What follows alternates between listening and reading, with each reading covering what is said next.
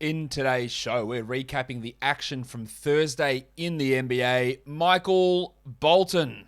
Thanks, Josh. It's Michael Bolton here, and it's time for another episode of the Locked On Fantasy Basketball Podcast. Let's get to it. Let's get to it, indeed. You are Locked On Fantasy Basketball, your daily fantasy basketball podcast, part of the Locked On Podcast Network.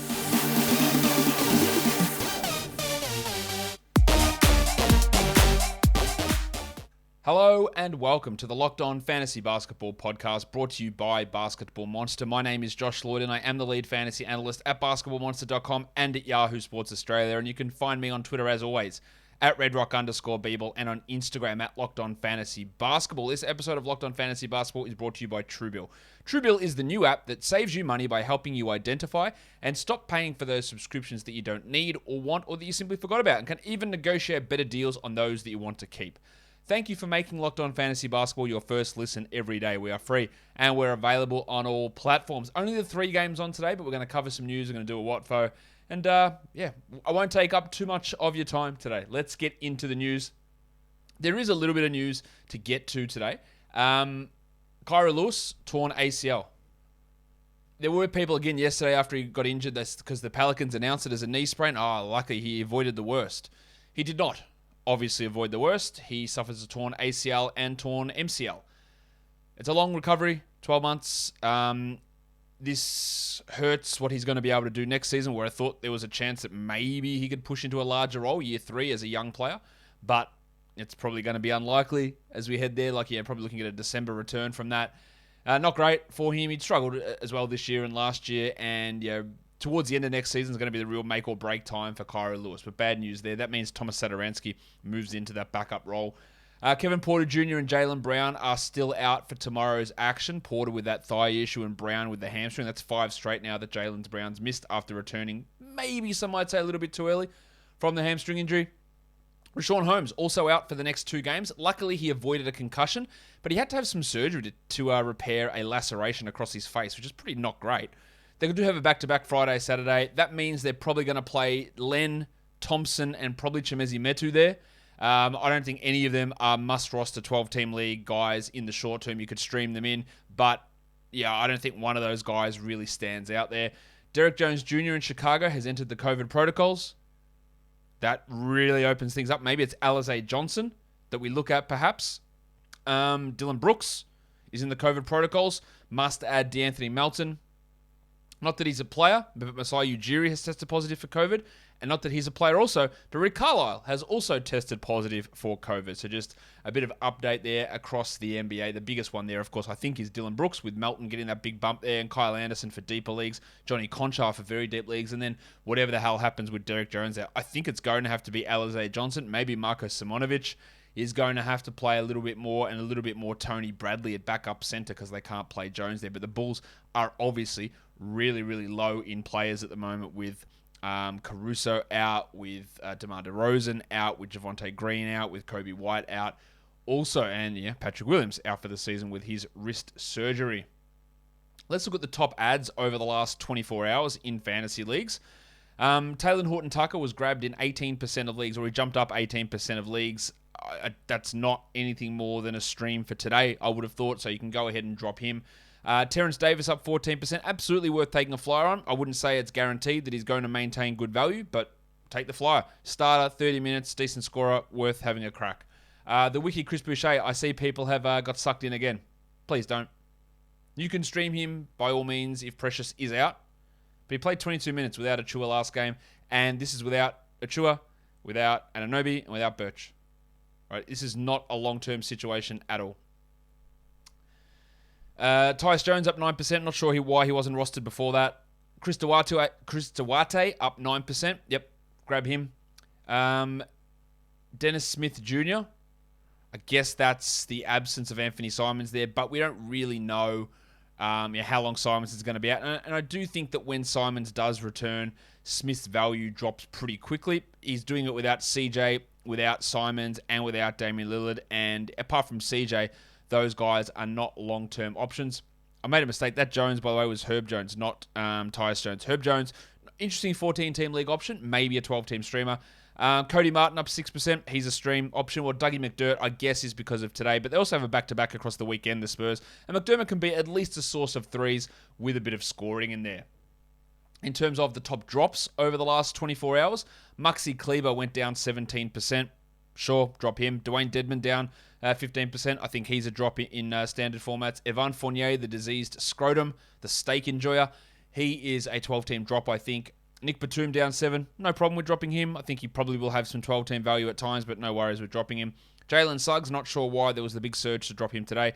Eric Bledsoe down 5, should have already been dropped. The Discman, City Osman, he's a streamer and a 14-team league guy. And Kevin Huerter down 5. No problem with dropping Kevin Huerter. I still think he probably should be rostered, but he plays tomorrow. I would have held him for that game and then maybe dropped across the weekend to add a Spurs player in that position.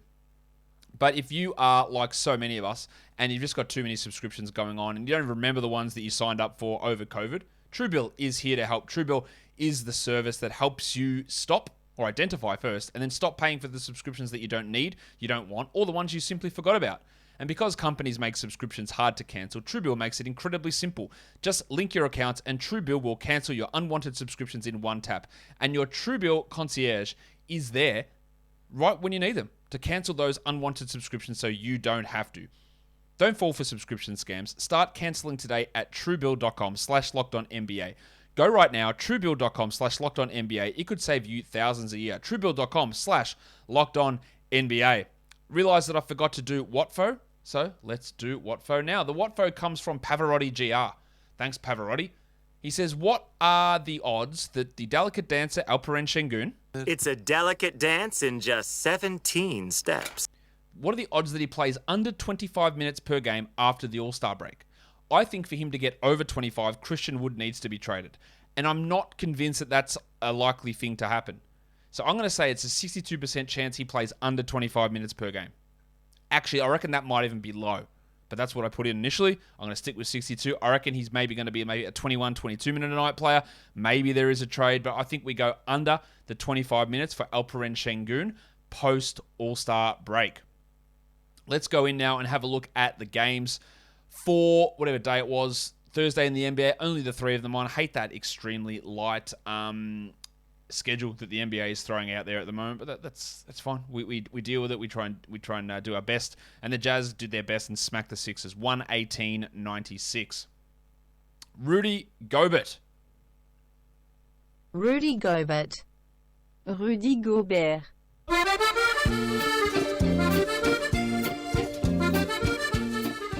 It annoyed me, all the bullshit the Timberwolves were talking about how he's overrated and, mate, go and guard someone. You're not the best rim protector. You guys got beaten by 32 points.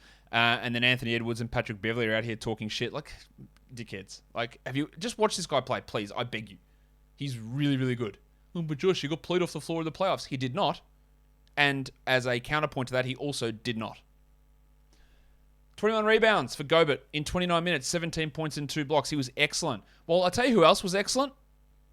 I've stopped playing this sound because he actually is reining himself in a bit. The world. 14 and 10 for Hassan Whiteside in 15 minutes with 2 blocks. He is a stream option when you are looking for those defensive and big man stats. That's what he provides. Don Mitchell, a bit of a harder go at things. 22 points on 19 shots with 6 assists, 5 threes, and 2 steals, while Ingles had 7 assists in 24 minutes. So the last 2 games for Ingles have been pretty good. I think that's largely because Conley has played just 24 minutes, as they've really been able to keep him fresh in the back-to-backs. 25 actually for Conley today, 10, 2, and 4. He had 24 yesterday. Royce O'Neal was cranking before this. He was top 40 before today's game, now over the last 2 weeks, because he had a true shooting, I think, of like 110%, which seems impossible, but he was hitting everything. That cooled off somewhat. Usage was well down. 7 points, 4 rebounds, 60% shooting. I don't think that O'Neal is going to be able to maintain top 100 numbers. He does it in the low volume stats. So he gets some steals, rebounds okay with good field goal percentage. But his field goal percentage is so far above what he's done in the past that I do think there's going to be some sort of drop-off coming. If you want to talk about drop-offs in field goal percentage... JORDANCLARKSON. 11 points in 28 minutes for Clarko. He is still rostered in almost every 12-team league. He should not be. He can. yeah, he can be a 12-team league guy if it's the right build, but he doesn't have to be. Like, he doesn't have to be rostered in every league. He's not that good. And the upside's not even that high either. So I don't know why he's rostered in that many. Well, Bojan Bogdanovic did a great thing. 14 points, nothing else. No threes, rebounds, assists, steals, or blocks. Got to the line 7 times, hit 6 of them. Nice score night. Everything else was really bad. On to the Philadelphia 76ers. Embiid had 19 and 9, 3 steals and a block. A trip to the locker room with sore ribs. Doc saying he wasn't even sure he was going to play him after halftime because he didn't like the vibes of the team or some bullshit that he was saying. While Toby Harris, the thick hogsman, had 17 and 7, but overall just a poor night from the Sixers. You look at Tyrese Maxey's line, you go, maybe I'm going to drop him. Don't. He had 11 points, 2 steals in 26 minutes.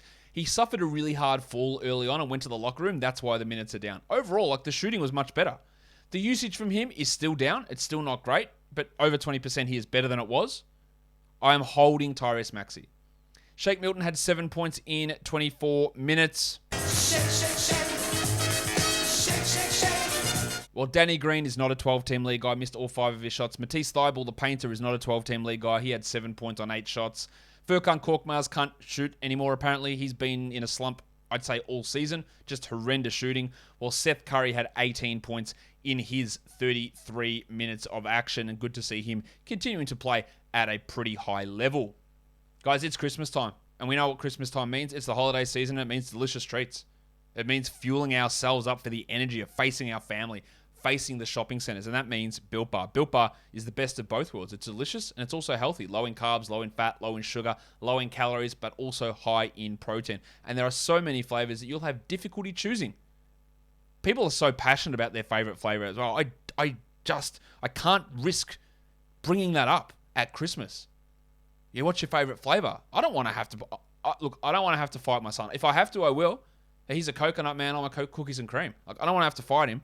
But if it gets brought up, maybe that's how it comes. Maybe I have to show Built Bar dominance. Maybe I have to show that I'm built different, just like Built Bar. So head to Built.com, use our promo code LOCKED15, LOCKED15, and save 15% off Built Bar. Maybe you have to spell Built Bars as well. BUILT, Built Bars. B-A-R, not Bill Burr, not Bilk Bar, not Built Burr. Like, it's Built Bar, Built Bar. Built Bar, built different.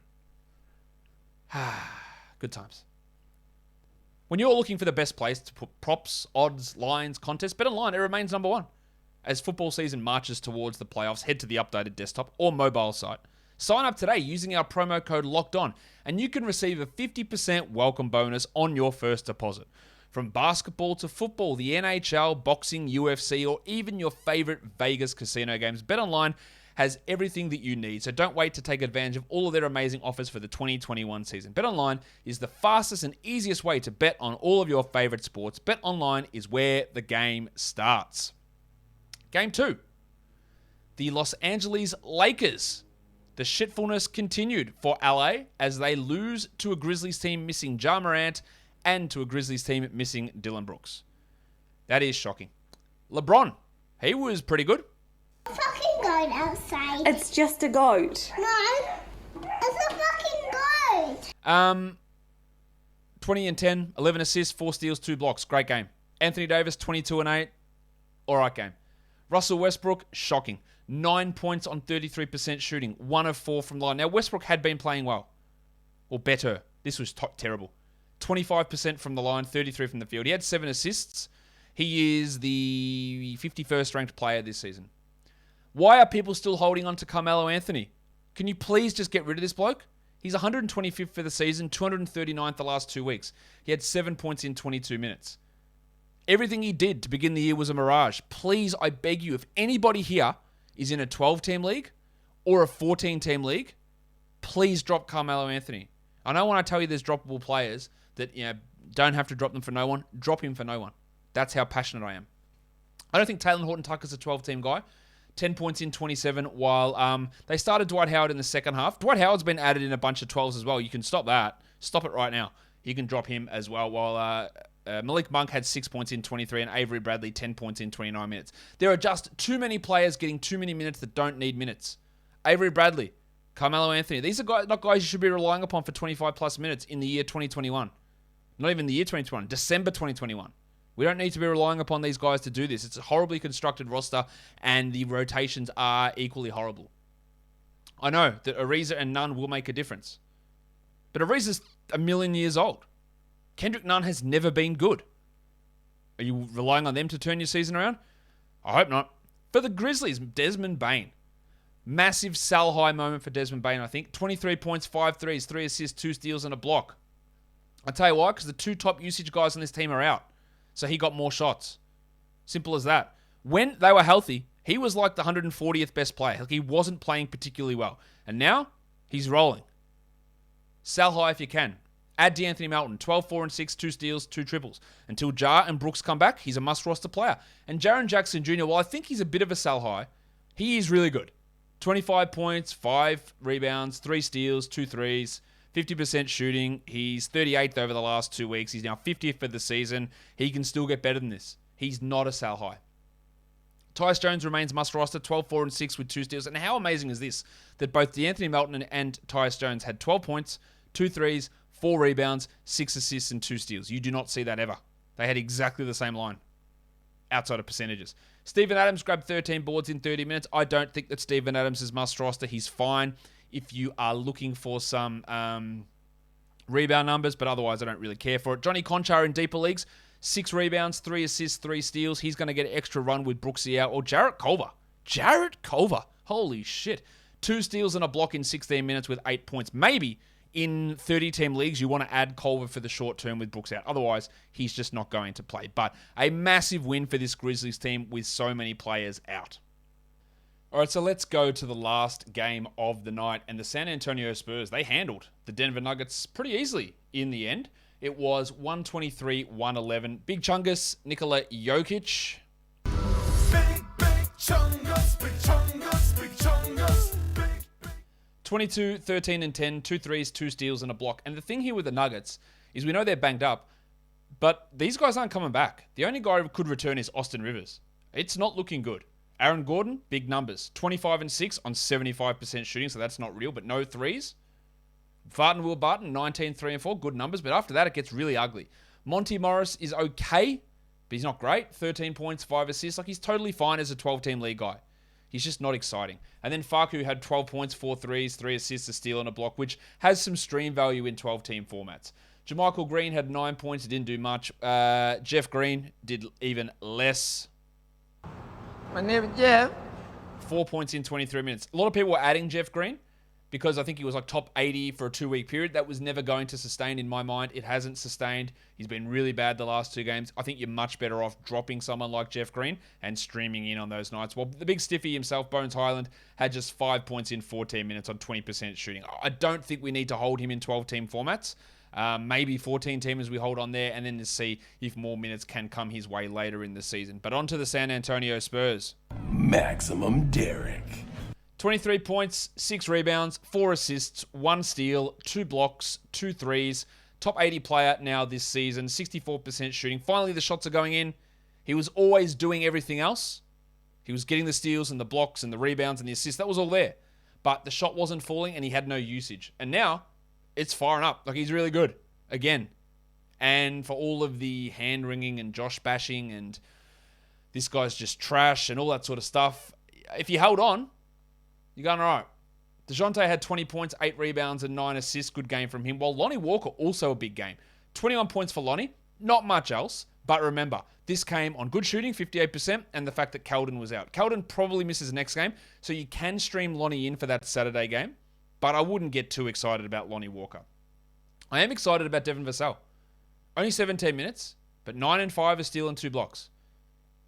Vassell's a top 120 player in 25 minutes a game.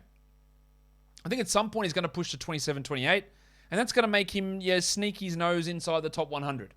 I would be adding him, and let's see where it goes. Dougie McDirt's a good weekend streamer, 17 points in 28 minutes, while Keita Bates-Diop, he started, he had 7 and 9 with 2 steals. He's just a guy we leave for the deeper leagues who's not going to have any impact as we move forward. Interestingly, Joshie Primo, only 42 seconds. I thought we'd get a little bit more of him. Bit disappointing that he didn't play with Vassell back. I thought that he could take some of those minutes that maybe Lonnie played or even some of the minutes that Bates-Diop played. But we only got 6 minutes of Bryn Forbes, which is a positive sign for the future of this team, and 1 minute of Thad Young. Of course, you can drop Thad Young if you are still holding him. But a huge win for the Spurs against the Denver Nuggets. While Derrick White puts up that big performance. Let's look at the lines of the night. It is going to the monstrous. It does go to LeBron James. The waiver wire line of the night does go to Lonnie Walker. He was great, and maybe you stream him on Saturday. The young gun of the night is Desi Bane. Great game from Baney. Again, a sell high moment with all those players out. And then the dud goes to his teammate, Steve Adams. Just rough percentages from the field, the line, no points. Good rebounds. Everything else was trash, though. The top players, the top 10 players today.